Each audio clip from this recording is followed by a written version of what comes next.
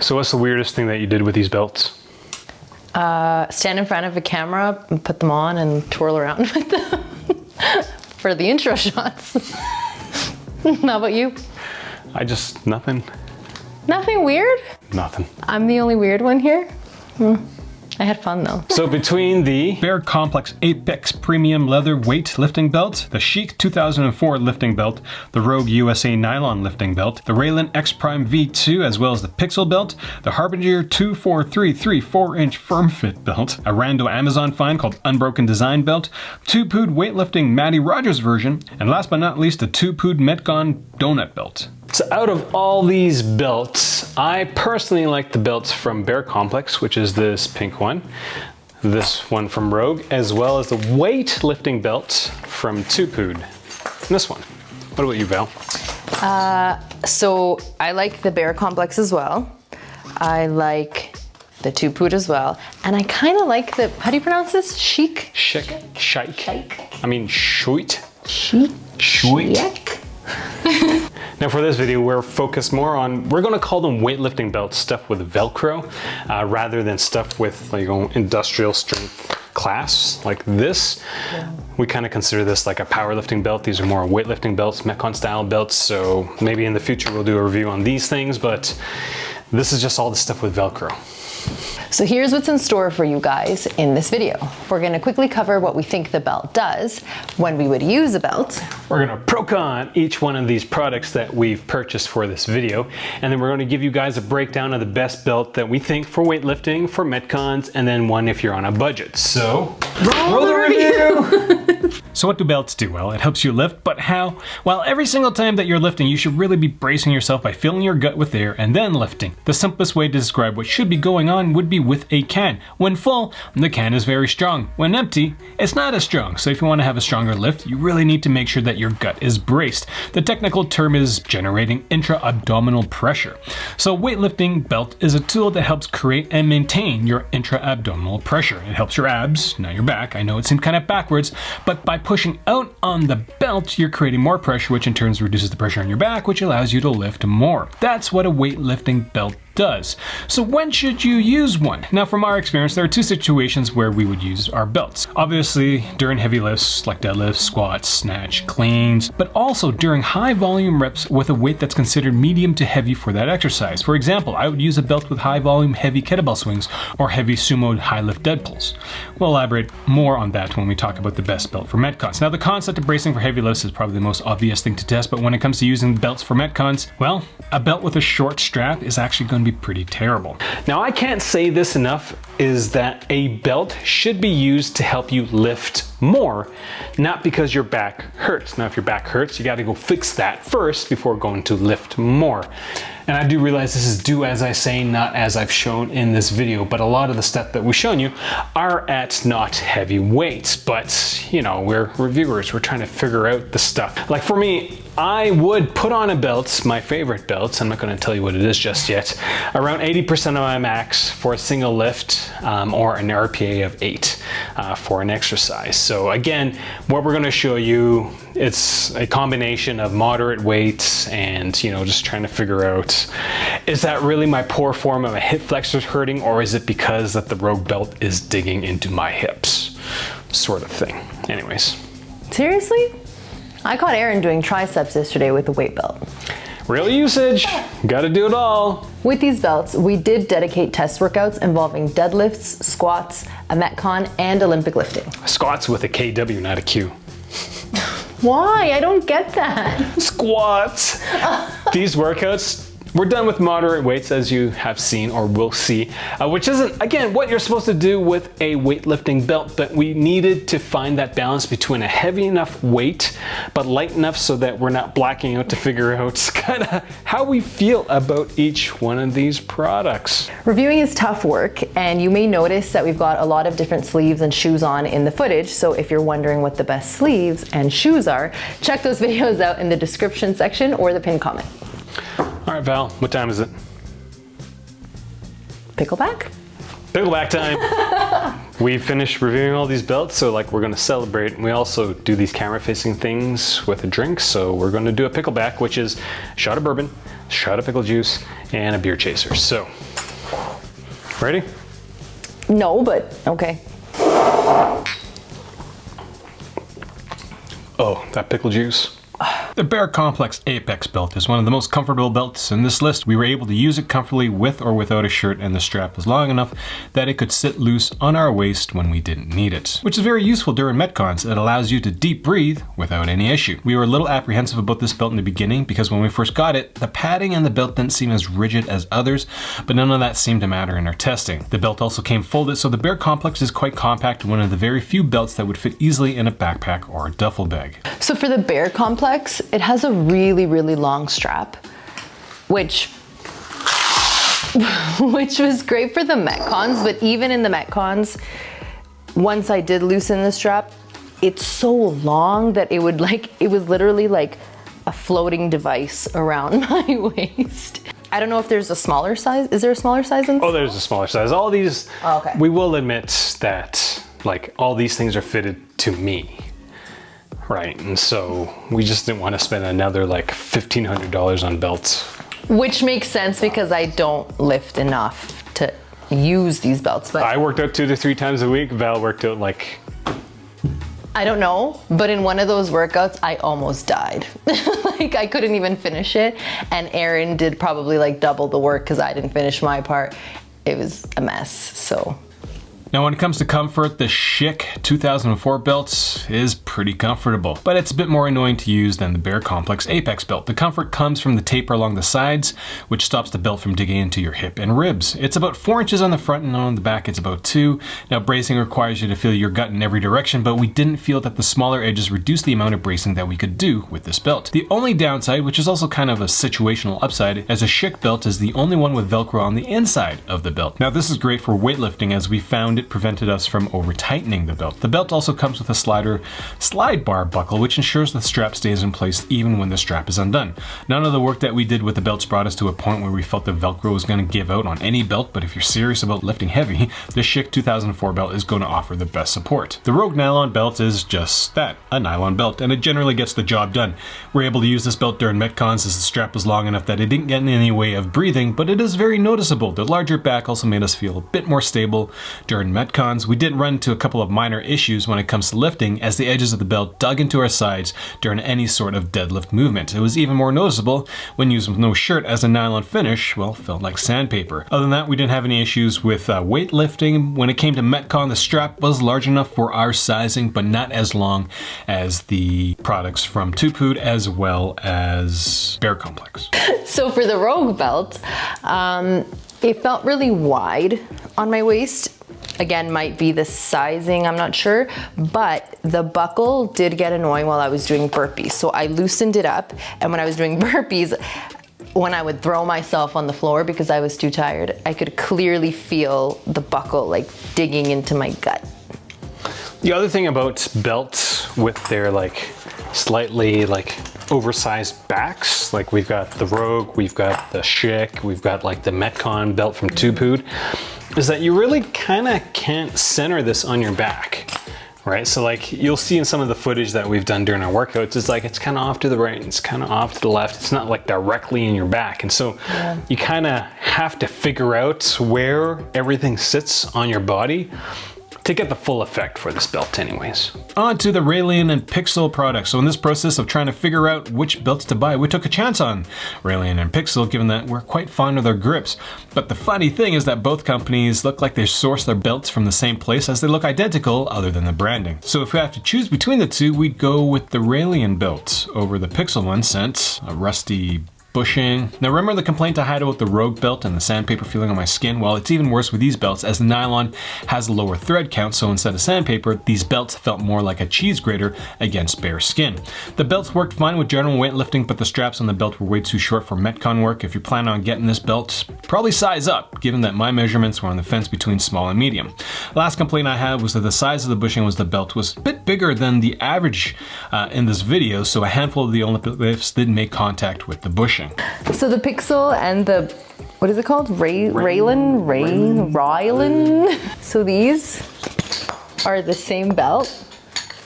But one says Reyllen. And one says, you say Picsil, and I don't know why I read this as Picsil. Their Azure grips are great. We're testing those right now, which is the only reason why I went and bought a belt from Picsil. And their Reyllen grips, like these grips are pretty great from them, but their belts are just terrible. But Val likes them. So I do like them. I feel like they're very rigid and they feel like solid. For me, again, it's like, I did a bunch of workouts with my shirt off because that's what CrossFitters do. And like the coarseness of like the edge of this belt, like it grated against my skin. And the fact that like their sizing is like way off, right? So like I got a 32-inch waist and like this strap is way too small for anything other than like weightlifting. And the Picsil belt came rusted. So, you know, that was cool. So I have no comments on like the insides of the belts because I keep my shirt on during workouts. Aaron never does. It could be -40 outside and he'll still take his shirt off. That's not true. You're a CrossFitter. Of course it's true. Next up is the Harbinger 2433 Harbinger belt. I'll be honest with you, this belt surprised me. It's the cheapest belt in this video and it taught me one thing. The only thing that matters on the belt is the nylon strap that goes around you. Deadlifting and squats felt great with this belt, which is surprising given the cost. It provided the same level of support as most of the other belts in this video. Olympic lifts were a little harder to do with this belt as the bushing on the cinch is largest out of all the ones that we've tested, so contact between the bushing and the bar happened quite frequently. The strap isn't long enough for our sizing to use with metcons at all, so if you're just looking for a cheap lifting belt, check out this Harbinger belt. Honestly, this is the first weightlifting belt that I bought, and I only bought it because it was super cheap. And after comparing against all these things, it's actually a decent belt. Like, I'm mildly attached to this belt.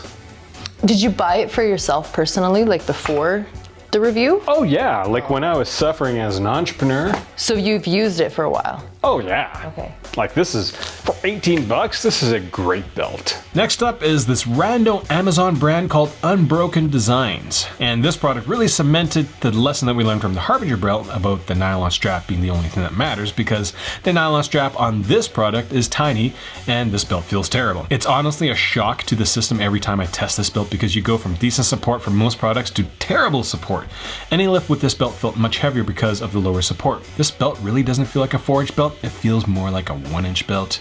The strap is long, which is a plus for metcons, and it comes in light purple. You probably shouldn't buy a belt because of its color. Or its name, or because you feel emo because it says Unbroken Designs. Like the craziest thing about this product. Emo because it says unbroken? Doesn't unbroken mean like you can do all your reps unbroken? You thought it meant like emo, like I am unbroken? That's purple. You're such a Cancer. You. All feelings. This Unbroken Designs belt costs just as much as this Rogue belt. So whoever is doing this product, screw you. Seriously, screw you. Oh snap? Are we still doing that?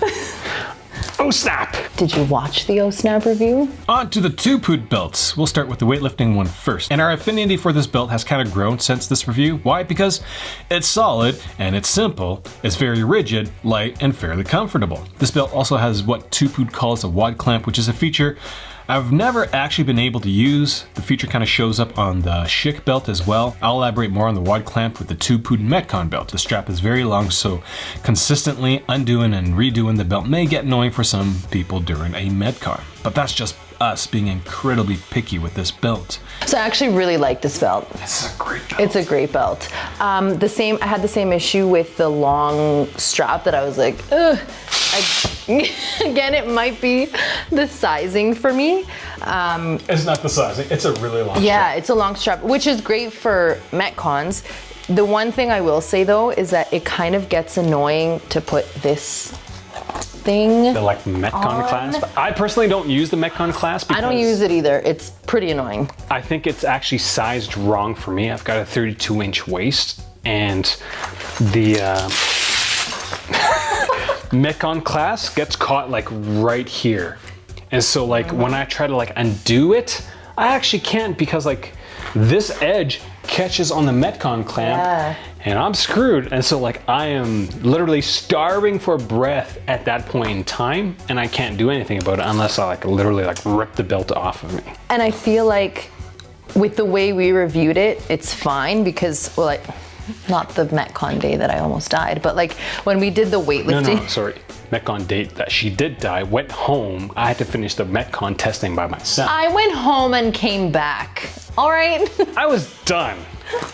And it wasn't even a hard workout. It wasn't, which is the weirdest part. It wasn't a hard workout. Be fitter. Dying. So it's the guy drinking beer. So for the way we tested it, I feel like that was okay because we would stop between, it was what, a hang, squat, snatch, and then a squat, snatch, and then hang clean and squat clean. But if you're in the middle of a Metcon and you're dying and you also want to get a good time and you want to be like quick to your next set of whatever it is you're doing, if you're struggling to get the belt like to open it up and like loosen it, that's annoying. Like you're struggling for air and you're struggling to set up for the next round. And I find that kind of annoying, but it's a great belt. But with that being said, this belt size to me, not Val. Now, when we were searching for belts to review, the 2-pod Metcon belt really stood out because of the large back. But does having a larger back on the belt really help with anything? From our perspective, it's more like a placebo. The strength of the belt comes from being able to push out against your gut, creating that intra-abdominal pressure. Now, the feedback of the belt is very noticeable on the front, but not so much on the back. So having a larger surface behind you really doesn't do much from our perspective. Large back is incredibly rigid, which is actually kind of funny to say because it is the most rigid part of any belt that we've used in this video, though it still feels like nothing. The craziest thing about this Metcon belt is the finish on the inside. It has the same felt finish, but the area where the buckle is has a rough plastic piece, and it makes the belt feel terrible against bare skin, which is an odd design choice given that when it comes to Metcons, shirts come off way more often than just normal weightlifting, right? Honestly, for me personally, when I think of like CrossFit and Metcons, it's like for men, it's just like the guys who can take their shirts off, will like constantly take their shirts off. It's like, we're doing weightlifting today.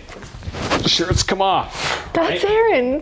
That is not me. I'm actually very, Why did you notice that square? Because you were taking your shirt off. Because I'm a reviewer, not an influencer. Right, so like having like this really abrasive part against a belt that's like a Metcon belt, like that just doesn't make any sense to me. Like that. I don't know because I never took my shirt off. I don't really take my shirt off during workouts unless nobody's around. Like I'm so annoyed, I'm about to take my shirt off. I bet you really want to. So the best belt for weightlifting? I'd go with this one.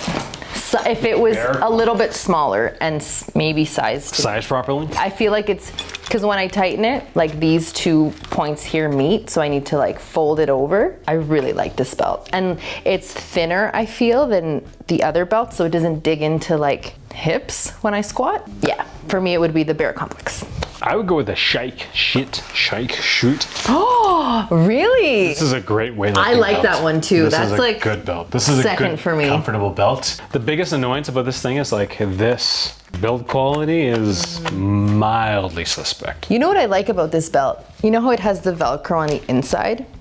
It lets you keep the belt in place while you thread it through that loop thing, and then you can kind of adjust it again. If you're setting up for a heavy lift, I find that really helps. Like you've got the Velcro on the inside, you've got the Velcro on the outside, you've got like this like Metcon clamp or whatever, like slide clamp Yeah, thing. it has like shit everything. calls it. And so like there's literally no way that the strap is going to come undone. With that being said, I've never had a strap or a Velcro strap come undone during a lift, mostly because I'm not an Olympic weightlifter. I just like lifting heavy things, which relative to like all the other weightlifters in the world at the Olympics, I don't lift that much. All right, the best belt for Metcons, for me personally, it's going to be the Bear Komplex.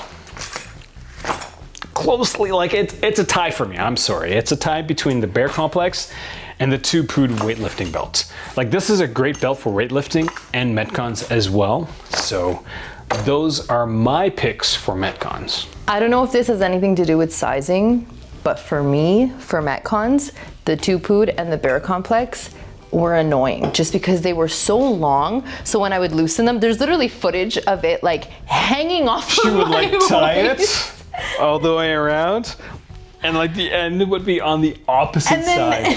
And then when I would loosen it, it was like hanging off of me, so I could feel it. Like whatever I was doing, I could feel it like bouncing up and down.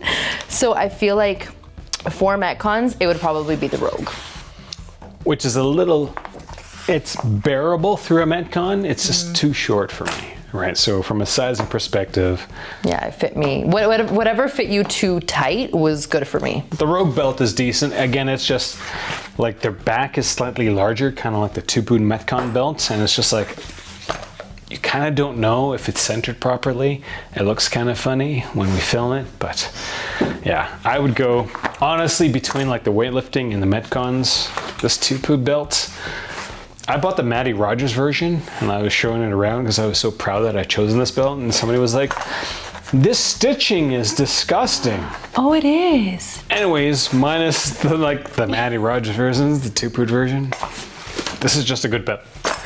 When I started reviewing all these things, I was actually going to say the Bear Komplex, and it's a close second, right? But this two-boot belt between weightlifting Metcons and this extremely poor stitching, this is my pick. Belt on a budget?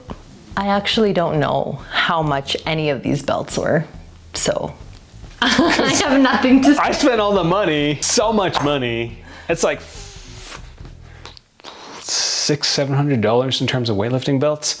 We buy all the stuff for anything, so like we just buy the belts, we review them all, break my knees so that I can figure out what the best weightlifting belt is.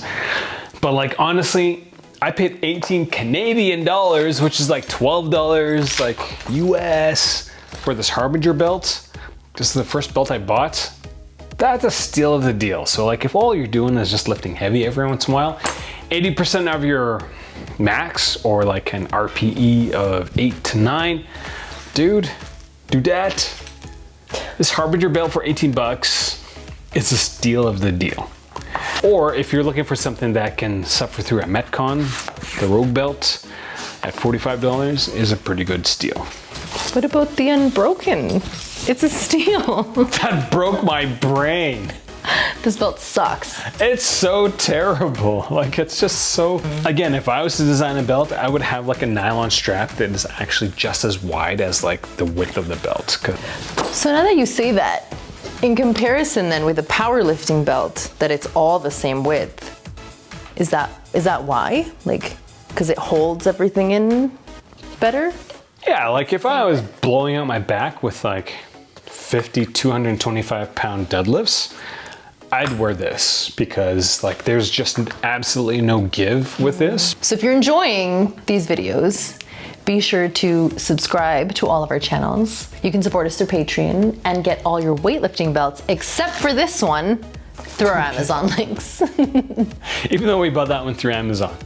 Appreciate how we do things. Again, we're not influencers. Like it's just, we're absolutely tired of just how that entire ecosystem works. It's like, we're just gonna tell you how it is with all these products. We're gonna spend our own money, buy the products, spend our own time, review it, and look at everything critically, just so that you guys don't waste your money, because there needs to be more of that in this world, influencer world, because man, it is terrible out there. There's so many people that look like Val that want to sell you stuff.